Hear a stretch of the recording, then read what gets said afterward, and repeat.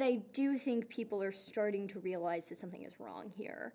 I think a lot of people are starting to look at, the offenses that get people fired or quote unquote canceled or have whatever opportunities or reputation taken away from them. And I think, average people are starting to notice that that's happening and take issue with it.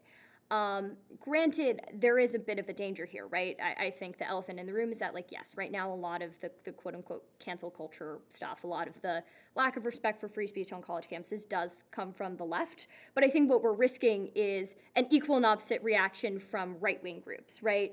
I think Florida is a great example of this. There is concern about quote-unquote critical race theory happening in elementary schools or middle schools or high schools, and there's a response to kind of quash the speech of people who might introduce critical race theory concepts in the classroom. I don't think that's a good way to go. And so my fear is that we're not really going to get less authoritarianism. We're not going to get a greater respect for free speech. We're going to get more destruction of free speech principles, but from a different political angle. And so I am afraid of that happening, and I do think groups like ACTA can kind of push back against that and say, no, we need to embrace free speech, we need to embrace viewpoint diversity in this kind of nonpartisan, neutral way, because it helps everyone regardless of their political views.